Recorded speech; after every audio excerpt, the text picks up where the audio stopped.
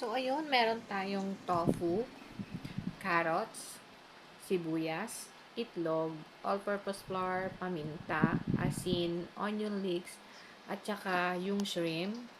Optional lang po yung shrimp. Yung una nating gagawin ay imamash lang natin yung ating tofu na maliliit.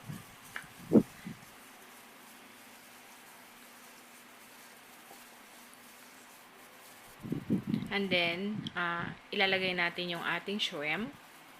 Halo natin. Then, yung ating sibuyas. Then, yung ating carrots na chop siya ng maliliit lang. Saka yung ating onion leeks. At ang ating paminta. At saka yung, naglagay din ako ng cayenne powder para may konting anghang. Tsaka maglalagay din ako ng konting asin. And then, imimix lang natin siya ng mabuti para maghalo lahat ang ating ingredients.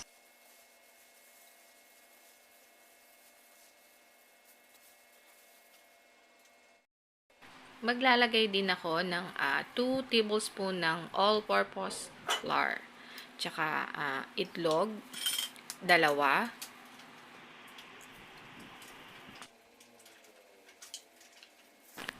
Hahaluin lang natin siya ng mabuti para mag-well combine ang ating mga ingredients. At kung sa tingin nyo na buhaghag pa ang ating mixture, pwede pa kayong magdagdag ng all-purpose flour. Yan, gumamit ako dyan ng 1/3 cup para pantay-pantay yung ating sukat doon sa ating patty. Ayan, gumamit ako ng parchment paper o baking paper para sa ating mixture. Para madali lang siyang tanggalin mamaya pag ipiprito na.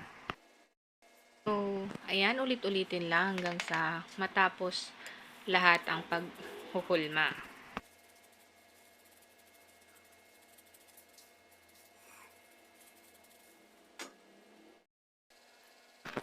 So, ayan, tapos na natin lahat. Nakagawa ako ng 5. And then, gugupitin natin siya para mamaya pag ipiprito natin, madali lang siyang tanggalin.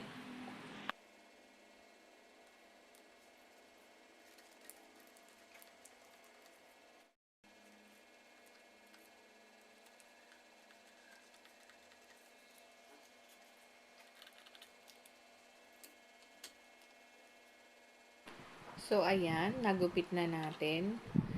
Ang susunod natin gagawin dyan ay ilalagay natin siya sa ref para tumigas siya at hindi siya mahirap iprito. So, ayun, habang inaantay nating tumigas yung ating patties, gagawa muna tayo ng sauce. So, yan, naglagay lang ako ng 1 tablespoon ng butter or margarine. And then, 2 tablespoon of all-purpose flour. I-mix natin mabuti.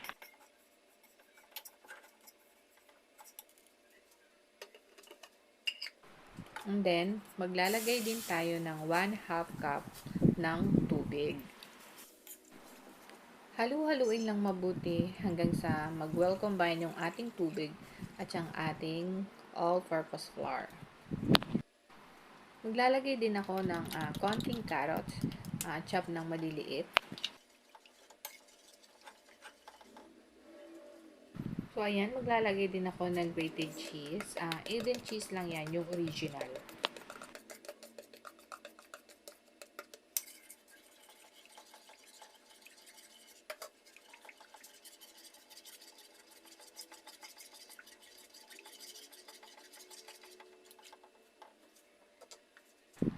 Maglalagay lang din tayo ng konting paminta.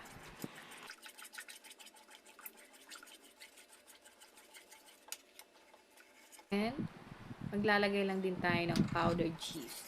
Ordinary cheese lang din yan. Pandagdag lasa at saka kulay sa ating sauce.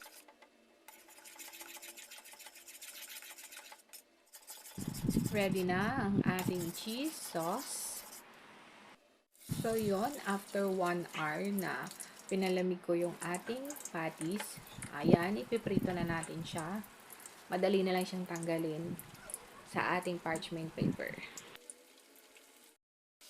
Iprito natin siya hanggang sa mag golden brown.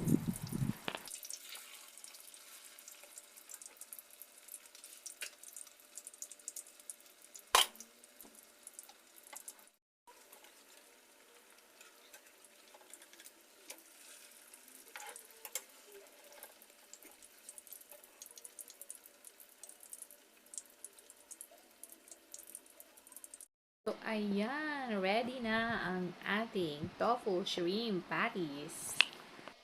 Ayun, mag-assemble na tayo. Naglagay ako ng 2 tinapay na pan, lettuce, at isang tofu patty. Ayan, and then, next ay yung ating cheese sauce. So, nilagay ko lang siya sa piping bag para mas madali siyang i-spread dun sa ating patty.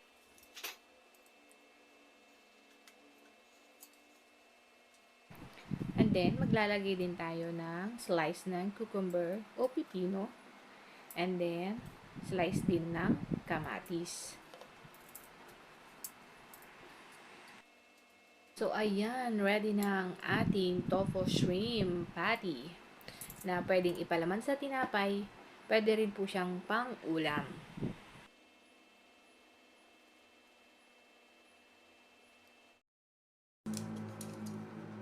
So, ayun mga B, itry nyo na po siya kasi ang sarap po niya talaga. Hindi mo siya aakalain na tokwa lang yan. Mas masarap po siya kesa dun sa karne. So, yung mga diet dyan, itry nyo na po ito at sigurado pong magugustuhan nyo. Ang sarap po talaga at yan po yung kinain ko.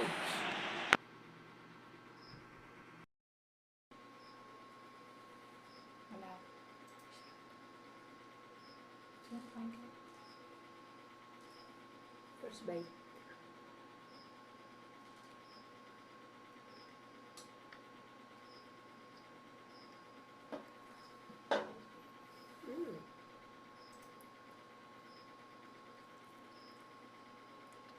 Layo mo, layo mo. Yan. Meron siyang cucumber, lettuce, saka... Isa-isa hindi nakikita nila.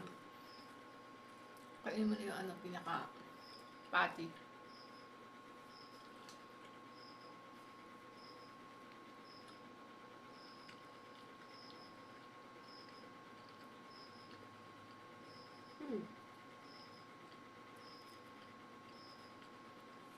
Di ba siya halatang tofu? Hindi.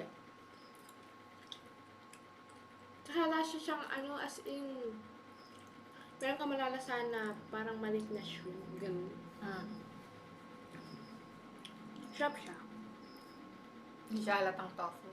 Hindi. So gusto mo siya? Yes. Kainin mo na yung pinaka-patty.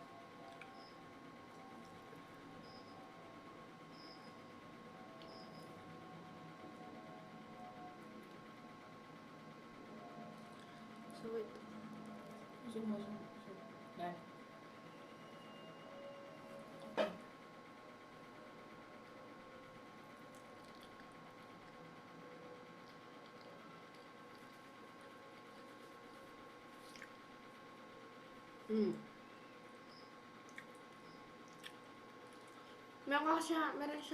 Meron kang malalasahan na parang maasim-asim. Kasi yung kamatis yun. Yung sauce niya, maninamnam. Tapos, juicy yung loob niya.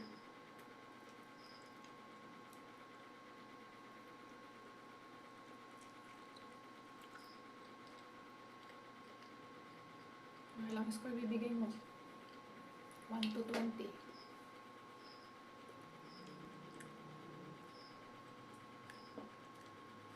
Ano? 20 ulit. 20 ulit?